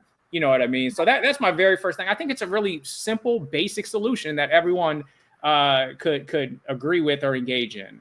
So before I go to the second one, look at this. Shout out to Prevent Child Abuse Florida. Oh, Chelsea! Yeah, Chesley. Chesley. Yeah, I called her Chelsea for like a year and a half because she decided to spell her name like that, but then wanted it pronounced in a different way. So yes. Sorry, I've been calling you Chelsea too. I know. And Curtis just fixed it. It's Chesley. Hey, Chesley is amazing. Oh my gosh. Shout out to Prevent Child Abuse Florida. This organization is so incredible. And the amount of work that it does in areas that you might not even have considered. So when you see the pinwheels everywhere, you're like, oh, there's Prevent Child Abuse. Prevent Child Abuse are leading those initiatives. And again, when you talk about prevent child abuse, we can have a discussion about like dislocated workers, where sometimes people will tell me, well, I had nobody to help me, so I got a job. All right, I don't necessarily agree with that, but I can see how you can perhaps lead to that perspective, right? Juvenile justice. You might say, look, he committed a crime, do the time. You might have that perspective. I agree with consequences and accountability, but I don't necessarily agree that we should just let them figure it out. I think there's nuance to that, and we should provide supports. But I can see how you come to that perspective. I have no way to get to a place where I can see a perspective where we shouldn't be investing funds, resources, and training into preventing child abuse. Absolutely. Like, there's no conversation. So like when we talk about potentially cutting funding that can help in that area, like what are we doing? Children are the most vulnerable resource we have, at no fault of their own. they're in these situations, we should be giving them more, not less. And Prevent Child Abuse Florida does an incredible job of that. Support them. We support them. They're just, you know, Florida. And Curtis, without while them, we're talking about, yes. oh, I think there was a little bit of a lag. Sorry about that. I was just saying while we're talking about Chesley, I'm sorry, I've been saying your name wrong. But while we're talking about that, Prevent Child Abuse Florida, they have the 2025 Prevention Convention coming up in August. So if you are out there, you're an organization, I think it would be worth your while to get you and some of your team members to that convention. It's in Orlando. And you know, Orlando's got a lot of things to do. It's August 21st and 22nd, and I will be one of the keynote speakers at that. So I would love to see you there. Go ahead, go on to the Prevent Child Abuse Florida website and see if you can get your tickets for you and your organization today. And they're another example of an agency that they're in that field just to help kids. Like you don't get into that job thinking, all right, I'm gonna make some big money. You do it because you truly believe in what you're doing, right? I visited their office, and it was this tiny little office off in Tallahassee, and I apologize for saying tiny because they're very proud of it. It wasn't tiny; it was a nice office. But I say all that to say they wanted to show me the office so much because they were so proud of it, and they believe in the work that they're doing. And these are people that again are just dedicating themselves to helping kids. Yes. Who can't get behind that? Like, I don't even, like, what's the other side of it? You know, now, if you want to have a conversation, well, can we help kids in a more effective way, in a more efficient way? Is there opportunity to put more resources in one particular area? Sure. All those are good questions and conversations, but preventing child abuse, obviously, like, what are we talking about? Support them, support the agencies, support the funding. And we truly appreciate the incredible work that they do. If you're still with us, Chesley, I don't know if in the comments you want to put your website so that they can learn more about you. If that could go a long way too, and learn more about what your organization does. So back to the foster care side, child welfare side, Hope. So the first thing is training. That's the first idea, is we need to get everybody this interpersonal communication training, this training about empathy. And by the way, in your organization, if you're in a helping profession, if you don't have some sort of standard training about strategic empathy, stop what you're doing and go do it. Go find it. You don't got to find me. You don't got to use me. I'm not worried about it. I'm doing good. I'm good. If you want me, we can talk about it. But my point is, you have to have your people trained in strategic empathy, because it truly is the foundation of change. You cannot inspire new attitudes and beliefs without a foundation of empathy. So it's just an incredible, I think it'd be so helpful for a training for foster parents, adoptive parents to have that on the front end. And the second idea, I will acknowledge, Hope, is a little more complex. And the only reason it's complex is because it costs money. So this one, I am going to need to. So a little spoiler alert, Hope. On this one, I am currently in the process of writing my own bill to make laws around what I'm telling you. So I am going to be contacting my legislators and trying to make a strong argument for this to happen, because I don't understand why it's not already happening already. And the only guess I can have is because it's a money thing. So what I think every adoption agency should have, whether it's the adoption agency oversees it, or the Department of Children and Families oversees it, or it's an outside organization that comes in that's more neutral, which I would be for as well, is a post-TPR placement assessment team. So essentially what this is a team of people that are dedicated to one thing, proactively identifying potential placements for a child that is trending towards being placed in the system because the biological parents' rights have been terminated. And what they're doing is, it's not just hey, do you know somebody who might want to adopt this child? Because that's not fair to that child. You are proactively reaching to this entire network, relatives, friends, neighbors. Now, these people that you're reaching out to, they do have to have some secondhand connection for you to reach out to them outside of relatives. I think relatives and blood family, you can find that information so easily. I can run a background of you right now, Hope, and I can find every relative you have in Florida and outside of Florida, right? In less than 24 hours. So we need a team that's doing this proactively, contacting these individuals. We're then have a database of people who have previously fostered, who have previously adopted, maybe volunteered, and we're contacting these people too. And we're not contacting these people to say, hey, will you adopt Johnny? We're contacting these people to assess their intentions and their motivations on the prospect of potentially caring for this particular child, right? On the front end. We'll figure out if they are an appropriate placement later, because they have home studies and they have all these other assessments that handle that. But what we need to do is assess this list early on. In 90 days after the rights have been terminated, no one else can jump in. As long as this assessment team did their due diligence and it's documented and it's thorough and they've reached out to everyone that's potentially involved with this child or could be, at 90 days, it's over. Because I can tell you is so many times, Hope, based on my experience and talking to foster agencies and foster parents, 4 months, 6 months, a year into the case for this child who's already been in the system and wants their forever home, someone can just come in at the last second and say, hey, I didn't know that this child was available for adoption. Or, hey, my situation has changed, so now I can provide a home, right? And what this does is it really muddies the water and increases the level of bureaucracy that's happening with this case. Because now you have to assess, you have to have meetings, you're doing all of these things. In Florida, they have something called the Adoption Application Review Committee, where if you have competing individuals that want to adopt, you have that process. But then with that process, you have an appeal process. Then if that process, you can go to court. And if that court is an appeal, and all of these things are happening. And I'll say all that to say is I think due process, as far as going through these steps and making sure the right decision for the child is made, is a good thing. That's all good. We want that. We don't want to just make a decision because we just want to get the case through and end up placing that child in a situation they shouldn't be at. But we can proactively figure out, okay, who really has a genuine best interest motivation to adopt this child. Start there with those people first before then going into the next step. But once we progress to the next step, no more jumping in. No more, hey, let's add another level of bureaucracy so we can delay this child's forever home. My experience right now is they do have a window of when this can occur, and then they do have processes of who they should contact and how they contact and all this good stuff. I just don't believe the system has the manpower to do what I'm saying right now. And they need to give them the manpower. And they need a dedicated team that is primarily focused on just one thing: identifying potential placements, assessing those placements, and then setting a hard deadline that once we have those, this child is going to be adopted within the next 6 months.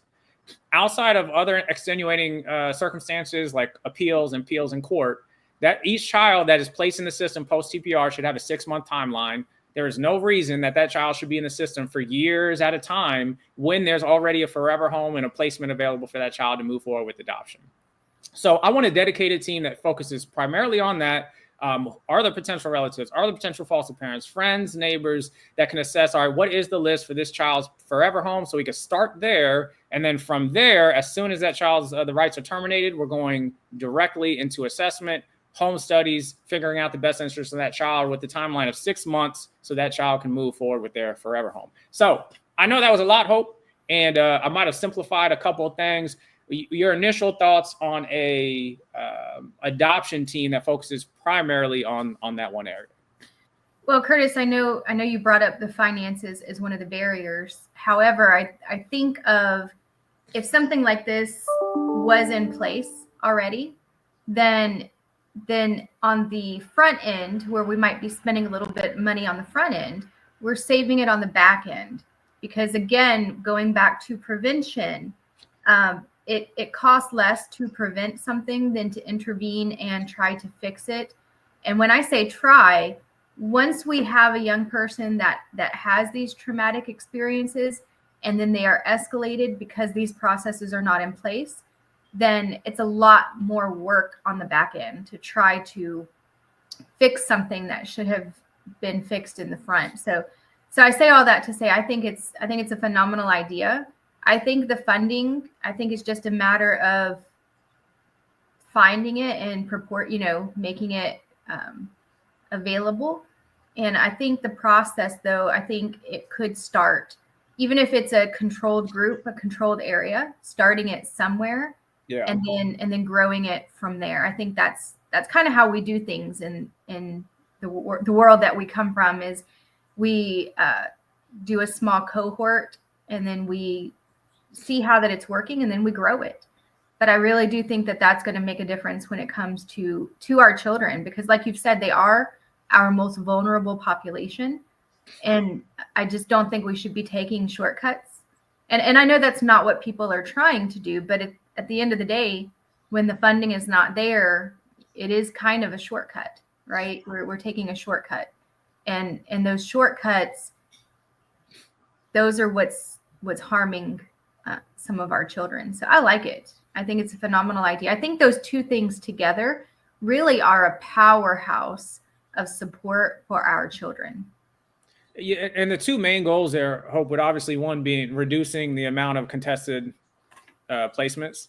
You know, you're still going to have, and it's a good, it is a good thing that you have multiple people that want to love and care for a child, but the number of contested adoptions we have at this stage is, I was talking to somebody out of California who was on track to adopt someone. And by the way, this isn't unique to Florida.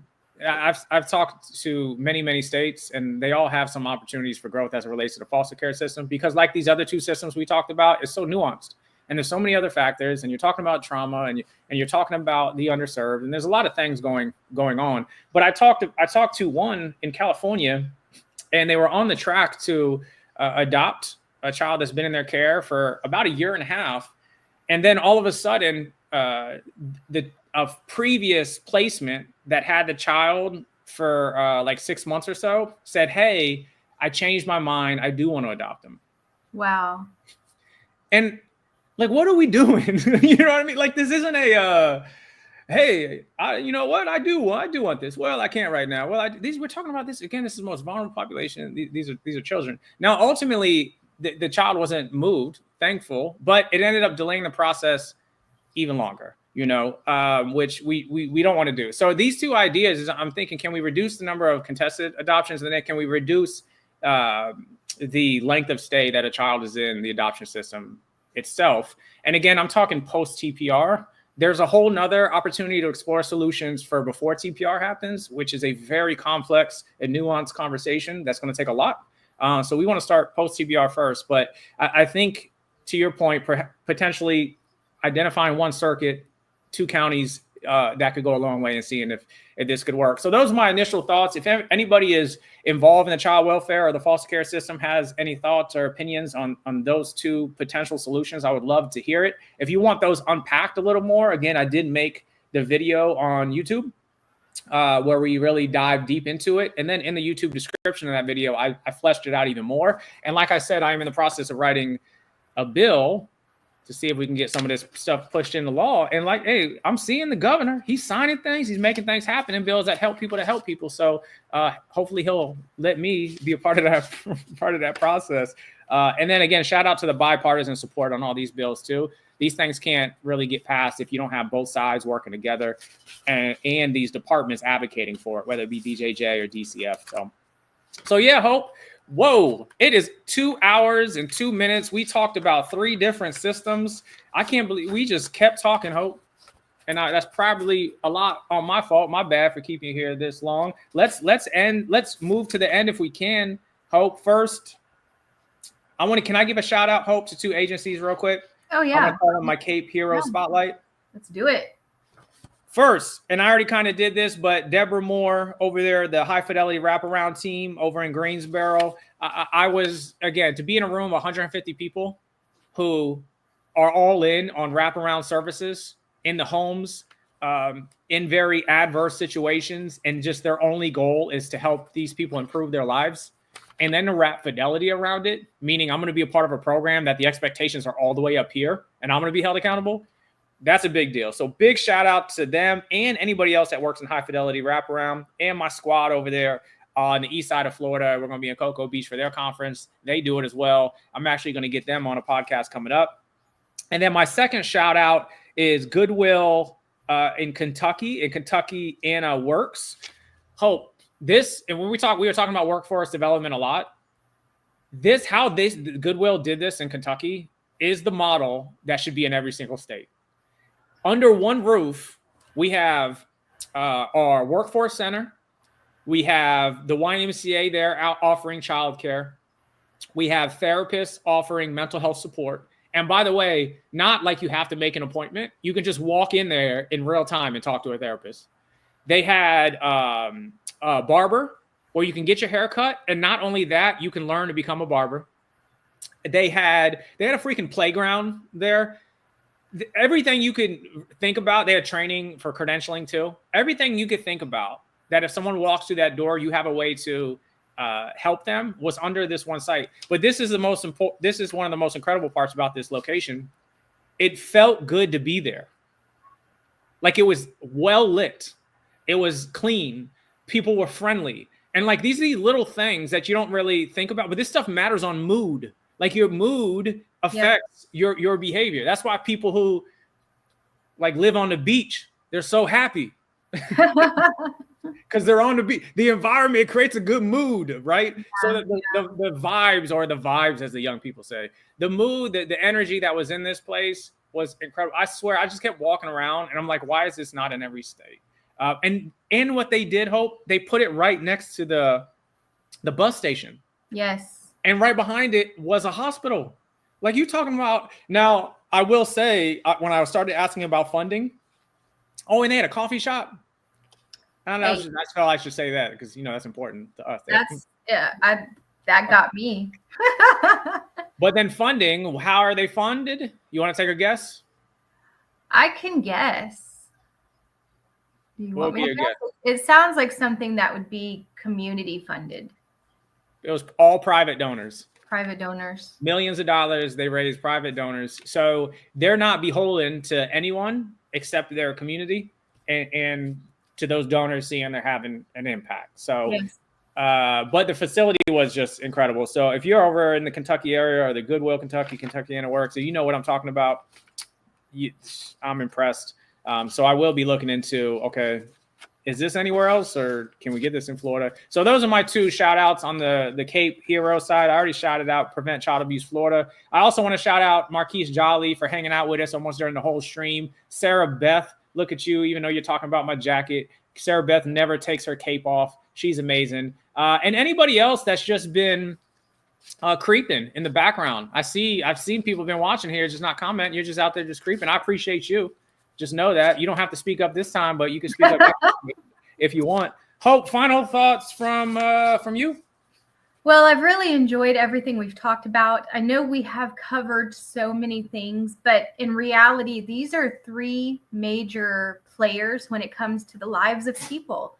And so I do think that as we are moving along in this, that 2 hours might seem like a long time, but it's just not even enough to really unpack everything. So I am very intrigued and interested on where these topics are going to go, how we can delve deeper, how we can find out more about each of these topics, and not just how we can find out more, how we can be a part of ourselves growing and developing these areas and being a part of the solution, coming up with a solution, and then acting upon it to make the difference in these areas. I love that, Hope. I love that. Awesome. All right, everybody. We appreciate you hanging out with us. This has been the Aware News Network, asking why and requiring everyone. If you have an interest or you know someone who might be interested in being a live guest with us, it's not scary. We'll make you feel like home. We're not here to debate you. We just want to learn and we just want to understand. And if you have some education or some experiences that can contribute to this conversation, we would love to have you. Reach out to me at curtis@speakformc.com or speakformc.com. If you're watching live stream, just hit on my face and that'll take you all about me. Hope, do you have some information you want to put how they can get a hold of you? So yeah, if you want to know more about what I do beyond the barbed wire or trauma-informed care and resiliency, then you can go ahead and connect with me. I'll just put my number out there, 863-303-1165. And I look forward to connecting. I'm also on LinkedIn, and pretty much anywhere you can find Curtis, you can find me. Yeah. And I'm probably gonna make Hope come with me next week too, until all of a sudden she's a regular. You don't have to say anything, Hope. One last comment. Let's end here. We appreciate this. Sarah Beth is back. She said, "You're a rock star. Thanks for a great listen. Nice to meet Hope Cross. Great guest speaker. Speak up to make a difference." I 100% agree. I like Sarah Beth. I like Sarah Beth. Sarah Beth yeah. and I, we could be friends as long as she likes coffee. I think she's probably a good person. She's awesome. And again, what Guardian Ad Litem does, there's not a long enough episode, advocating for our most vulnerable population. So shout out to you, Sarah Beth, and your entire team. All right, Hope, I see you yawning. You need to go get some coffee. I need to get some food. I appreciate y'all. Stay connected. Like, subscribe at Cape Conversations, at Speak for MC, at Hope Cross, founder of Cultivating Hope. Thank you, Sarah Beth. She is going to go get some Dunkin' too. Go get you some Dunkin'. Hope get you some Dunkin'. Bye, everybody. Bye. Bye, Curtis. Bye, Hope. Thank you.